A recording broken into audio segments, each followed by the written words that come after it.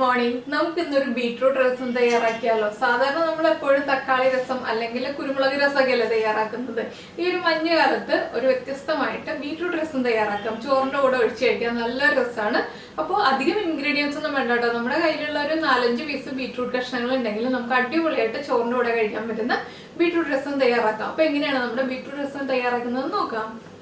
നമുക്ക് നമ്മുടെ ഇൻഗ്രീഡിയൻസ് നോക്കാം. ഞാനിപ്പോൾ ഒരു 7-8 പീസ് ബീട്രൂട്ട് എടുത്തിട്ടുണ്ട്. അതിലേക്കായിട്ട് 1 പീസ് ഇഞ്ചി എടുത്തിട്ടുണ്ട്, 4-5 വെളുത്തുള്ളി എടുത്തിട്ടുണ്ട്. വെളുത്തുള്ളി വലിയ പീസ് ആയതുകൊണ്ടാണ് 4-5 പീസ് എടുത്തത്. ചെറുതാണെങ്കിൽ ഒരു 8-10 അല്ലി എടുക്കാം. അതുപോലെ 4-5 ഉള്ളി എടുത്തിട്ടുണ്ട്. പിന്നെ ഒരു ചെറിയ നെല്ലിക്ക വലിപ്പത്തിൽ പുളി എടുത്തിട്ടുണ്ട്. തക്കാളി ഉള്ളതുകൊണ്ടാണ് ചെറിയ നെല്ലിക്ക വലിപ്പത്തിൽ പുളി എടുത്തിട്ടുള്ളത്. നിങ്ങൾ തക്കാളി ചേർക്കുന്നില്ല എന്നുണ്ടെങ്കിൽ പുളി ഒരു നാരങ്ങ വലിപ്പത്തിൽ എടുക്കുക കേട്ടോ. ചെറുനാരങ്ങയുടെ വലിപ്പത്തിൽ എടുക്കുക. അതുപോലെ തന്നെ ഒരു തക്കാളി ക്യൂബ്സ് ആയിട്ട് കട്ട് ചെയ്ത് വെച്ചിട്ടുണ്ട്. ആദ്യം നമുക്ക് ഇതിലേക്ക് അരയ്ക്കാനുള്ള കാര്യങ്ങൾ നോക്കാം.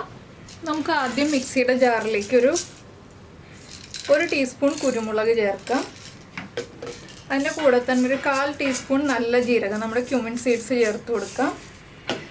പിന്നെ എടുത്തു വച്ചിരിക്കുന്ന ഇഞ്ചി, വെളുത്തുള്ളി, ഉള്ളി ഇത്രയും ചേർത്തൊന്ന് ക്രഷ് ചെയ്തെടുക്കാം.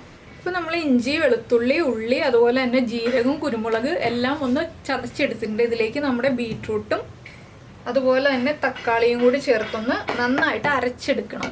ഇപ്പോൾ എല്ലാം ചേർത്ത് കഴിഞ്ഞ് ഇപ്പോൾ അരയ്ക്കാനുള്ള ഇൻഗ്രീഡിയൻസ് എല്ലാം ആയിട്ടുണ്ട്. ഇനി നന്നായിട്ട് അരയ്ക്കണം. ഇപ്പോൾ നമ്മളെല്ലാം ചേർത്ത് നന്നായിട്ടൊന്ന് അരച്ചെടുത്തിട്ടുണ്ട്. ഇനി നമുക്കൊരു ചട്ടി ചൂടാക്കി എടുക്കാം. അപ്പോൾ നമ്മൾ ചട്ടിയിലേക്ക് വെളിച്ചെണ്ണ ചേർത്ത് കൊടുക്കുന്നുണ്ട്. വെളിച്ചെണ്ണ ഒന്ന് ചൂടായി വരട്ടെ. വെളിച്ചെണ്ണ ഒന്ന് ചൂടായി വരുമ്പോൾ നമുക്കൊരു 1/2 ടീസ്പൂൺ കടുക് ചേർത്ത് കൊടുക്കാം. കടുക് ഒന്ന് പൊട്ടി തുടങ്ങട്ടെ. ഇപ്പോൾ നമ്മുടെ കടുക് പൊട്ടിക്കൊണ്ടിരിക്കുന്നുണ്ട്. ഇതിലേക്കൊരു 1/4 ടീസ്പൂൺ ഉലുവയും കൂടി ചേർത്ത് കൊടുക്കാം. ഉലുവയും കൂടി ഒന്ന് പൊട്ടി വരട്ടെ.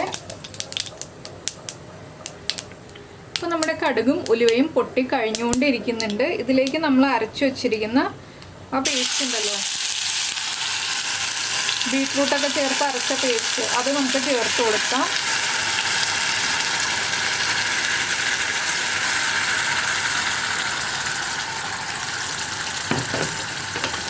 ഇതൊന്ന് നന്നായിട്ട് വഴറ്റിയെടുക്കണം. ആ ബീട്രൂട്ടിൻ്റെ റോ ടേസ്റ്റ് പോകുന്നത് വരെ ഒന്ന് വഴറ്റിയെടുക്കണം. ചെറിയ ഫ്ലെയിമിൽ വെച്ചിട്ട് കുക്ക് ചെയ്തെടുക്കുക. ഹൈ ഫ്ലെയിമിൽ വെക്കരുത്, കരിഞ്ഞു പോകും.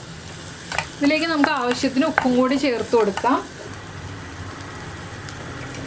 അതുപോലെ തന്നെ ഒരു 2 തണ്ട് കറിവേപ്പിലയും ചേർത്ത് കൊടുക്കാം.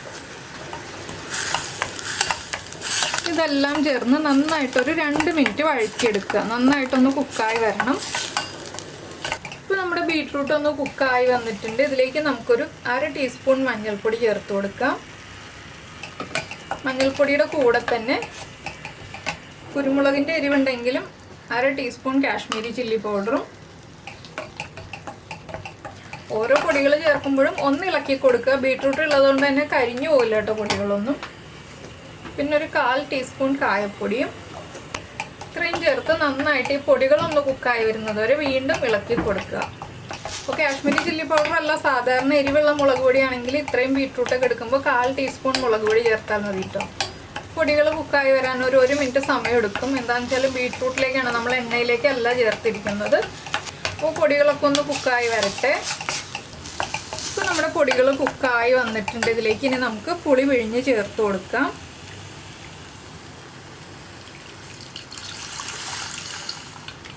ഇത് നമുക്ക് ഇതിൻ്റെ കൂടെ എത്രത്തോളം രസം വേണമെന്ന് വെച്ചിട്ടുണ്ടെങ്കിൽ അതിനനുസരിച്ച് വെള്ളം ചേർത്ത് കൊടുക്കാം.